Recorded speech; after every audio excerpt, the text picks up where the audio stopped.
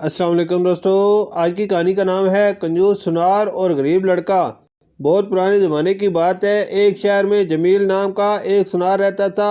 اس کی دکان پورے بازار میں مشہور تھی۔ لوگ دور دور سے سونا خریدنے آتے، مگر جمیل اتنا کنجوس تھا کہ کسی غریب کو پانی تک نہ پلاتا۔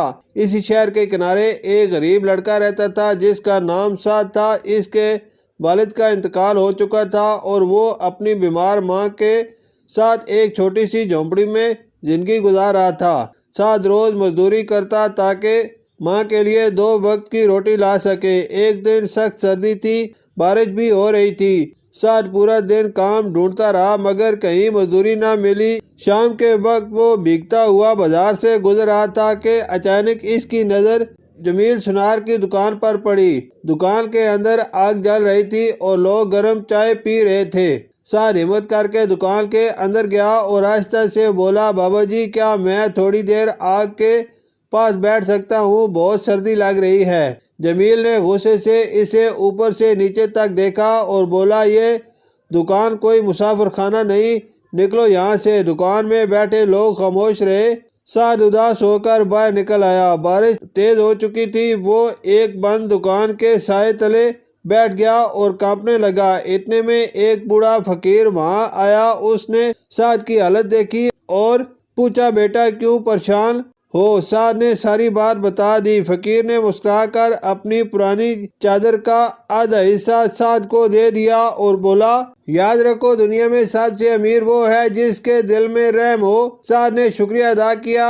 ادھر اسی رات جمیل سنار اپنی دکان بند کر کے گھر جا رہا تھا کہ راستے میں اس کی تھیلی گم ہو گئی جس میں بہت سارے سونے کے سکے تھے۔ وہ گھبرا گیا، پوری رات تلاش کرتا رہا مگر تھیلی نہ ملی۔ صبح ہوئی تو سعد کو وہ تھیلی راستے میں پڑی ملی۔ اس نے کھول کر دیکھا تو اندر چمکتے ہوئے سکے تھے۔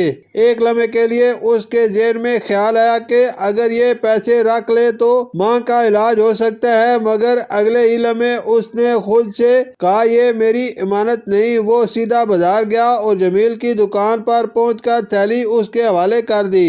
جمیل حیران رہ گیا۔ اس نے جلدی سے تھیلی کھولی، سارے سکے موجود تھے۔ وہ شرمندہ ہو کر بولا، بیٹے تم چاہتے تو یہ سب رکھ سکتے تھے۔